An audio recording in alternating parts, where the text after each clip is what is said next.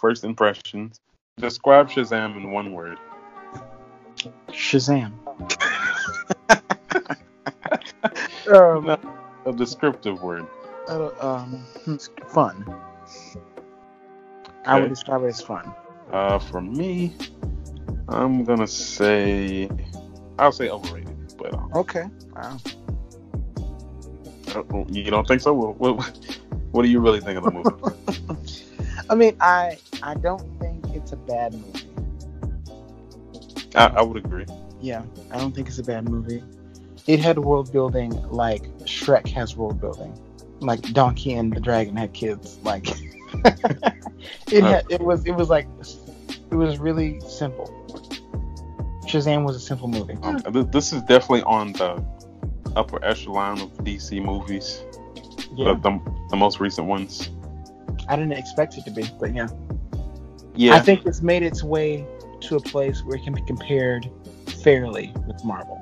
Yeah. That's how it's. The rest of them, I don't think. Aquaman kind of got there.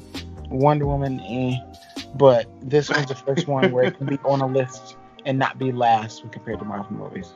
So this movie it opened up to about 53 million, and that's on the very low side. I think DC hurt themselves by making the movie so dark. Now the hardcore DC fans had defended it for so long that I don't know what it is really. I guess people just can't connect with the Shazam character as much. I think that is hard because Shazam is such an odd character. I mean, he's kind of just a Superman ripoff with contracting issues with his name. So making it popular is going to be hard. Yeah, and I find it funny that people talk about how Captain Marvel, the Marvel character, stole its name from Shazam. Not really. But Shazam wasn't even originally a DC character. Right. They stole him. So, I mean... But do you think he used his powers enough? I think so. I don't think so. I think, again, more realistic. It's been the case with most of these movies by the third act. They're pros. And then you get into the thing where he kind of has a Superman issue. His only weakness is when you say his name, which they didn't talk about too much in this one as far as a weakness. But other than that, he's kind of invincible. Well, for me, I feel like the movie, it had a lot of jokes. Well, the only two people I really liked that stood out to me in the Foster family was the friend who was crippled and the little girl. Yes. Those were the only two. The rest Love of them, those two. Yeah, the rest of them, they didn't really do much of anything. I thought it had a really positive message about family and basically you're not seeing what's already in front of you. Maybe that thing that you've been searching for your whole life is not what you actually expect it to be. Right, or what you need. His whole mission is finding his mother. Right. So you eventually found out just left him out there because she didn't think that she could afford him. It was pretty sad, but it didn't feel like that part was the beat in the movie kind of changed. That was probably the best part to me. The heartfelt part about, him finding his mother and meeting up. It didn't live up to his expectations. Right. And she said she was 17 at the time, but she's an old 17. She's about 40. When they went back in time, she said she was 17. I was like, did she know she was 17? I don't. You're not 17. Like, you're nowhere near that. Right, you almost look older in the flashback. Like, they were that low budget, they couldn't just get like somebody younger. Wait, talk about low budget. I was mad those monsters, the 7 Deadly Sins mouse didn't move. I was kind of upset about that. They couldn't. That wasn't in the budget. They couldn't animate it. It kind of felt. It reminded me of Saturday morning cartoons. That's what it felt like. Gargoyles. Yeah, the gargoyles. Who did it better? The gargoyles. Oh, probably the cartoon. Yeah, the cartoon was amazing.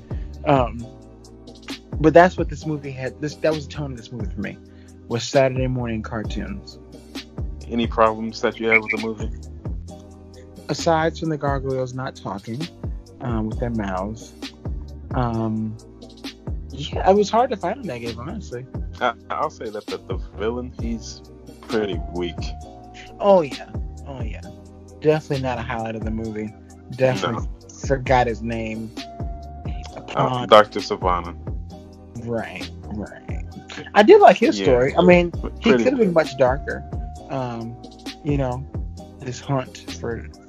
I like his story before he got 7 Deadly Sin powers. Like up until that moment, when he actually got the powers, I liked his character. Another thing that's also funny is the guy who is Shazam is also in Captain Marvel. This man, I saw a meme before I went to go see the movie, and he said, I'm gonna get this Captain Marvel money any way possible. He don't care about the universe building. He's not in his contract because he's not big enough, I guess, in either one to get like an exclusive deal. This is his life now. And he's such a good actor, but he's just been reduced to these roles. Random characters with no backstory that dies. Back to the negatives. Yeah, I said the villain was weak. He had a sympathetic background until he just wanted more power, just for reasons. But another thing is, I felt like whenever he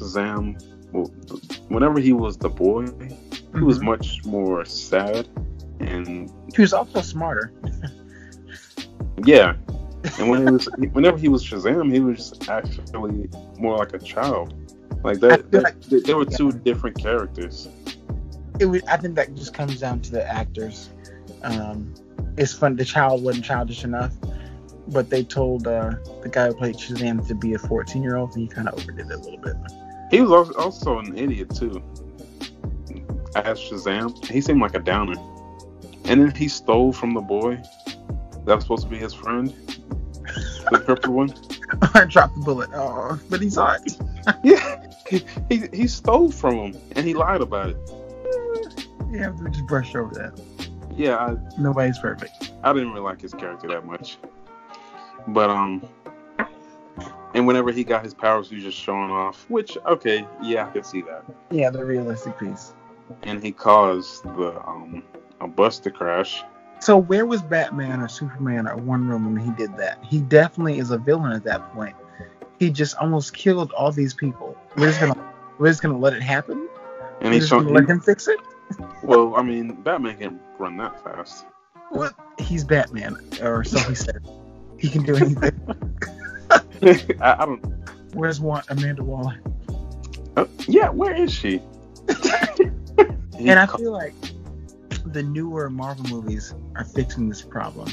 Like, you think about Spider-Man Homecoming. Okay, Iron Man showed up to help him out when that bus, was divided in half. Like, it just makes sense for them to be there. That was really the only scene where he uses lightning powers. After that, he didn't really use them. No, when you think about it. Yeah, he really didn't. He didn't use them to fight. He used them to do that, show off, and charge people's phones. Yeah, why wouldn't you electrocute Dr. Savannah at the end of the movie? Budget. That's what it all comes down to. And that fight was, it kind of felt underwhelming. Yeah. I mean, it had some good dialogue, I guess, but it kind of felt underwhelming, and it seemed like it took too long. I was like, okay, come on, get on with it. It was dragging. Yeah, they weren't doing anything interesting, but just some punching and a little bit of talking. Right. I've seen that before. I mean, come on. I'm like, you're dragging this along. You can cut off like 10 minutes of this. But I think that might be it on my negatives. Besides the mother saying she's 17. It's a hard life. At least she still looks the same now. But terrible? Yeah. She started at 17. She looked way more put together at 17 than she did. That's an adult. Yeah. Oh, I really like the younger friend, the crippled friend, and the little girl. Ready? Yeah. But she definitely stole the show. That's another thing with me not liking the character, the boy, that's Shazam. Yeah. Right. You remember whenever she comes up to him at the school and Oh, she's like, have a good day, brother. And then he's like, I'm not your brother. And then she just walks away. It's like, I don't like this dude. She is nothing but sweet and precious. Yeah, she's done nothing wrong. All she's trying to do is just welcome him in. Right. If anything, she'll be the next villain because that hurt. You're like, come on, man. I didn't like this character at all.